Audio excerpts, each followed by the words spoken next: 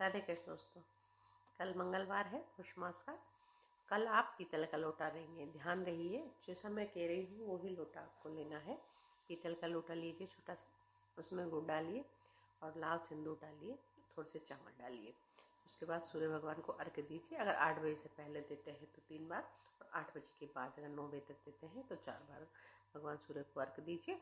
और दाएं तरफ से 3 बार परिक्रमा लीजिए, और जो भी जल आप नीचे गमले में या क्यारे में गिरता है उसे अंगूठे से लगा के, दाएं हाथ के अंगूठे से लगा के अपने आज्ञा चक्र पर लगाइए। और मिनिमम 3 बार आदित्य श्रोत का पाठ सुनिए।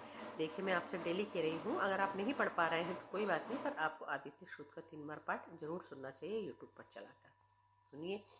और उसके बाद कल जैसे पूर्वाषाढ़ा नक्षत्र है, तो उसमें अगर हम अशोक के पेड़ को प्रणाम करते हैं, उसकी पूजा अर्चना करते हैं तो हमें कई गुना फल मिलता है। और कल मंगलवार भी है, तो अगर आप नीम के पेड़ की भी पूजा करेंगे या उसकी परिक्रमा देंगे, उसे प्रणाम करेंगे तो आपको उसका भी कई गुना फल मिलेगा।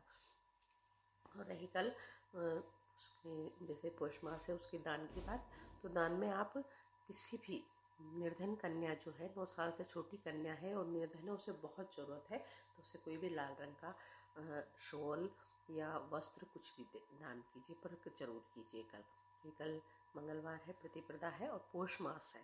तो उसका अगर आप ये काम करेंगे तो आपका इसका जीवन में इतना फल मिलेगा, आप उसको उसकी ज़रूरत है। और कन्या होनी चाहिए 9 वर्ष से छोटी, उसको ही कन्या बोला जाता है।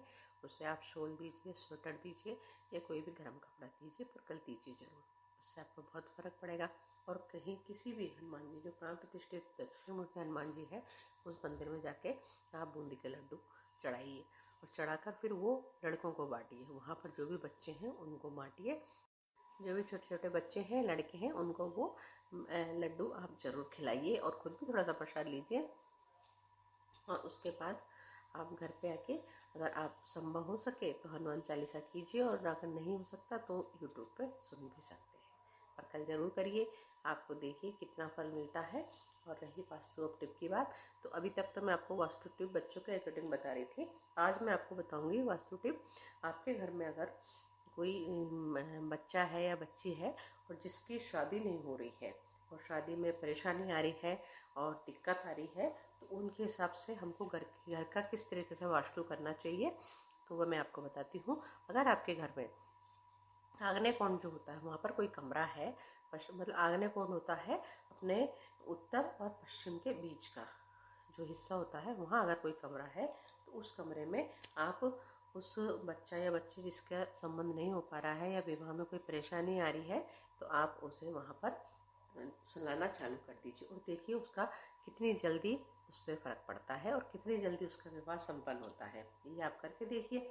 और ये छोटे छोटे वास्तु है जो मैं आपको बताती रहती हूँ, इनको करिए। और अगर मेरे वीडियो आपको पसंद आ रहे हैं तो लाइक कीजिए, शेयर कीजिए, और अगर नए नए हैं तो सब्सक्राइब भी कीजिए।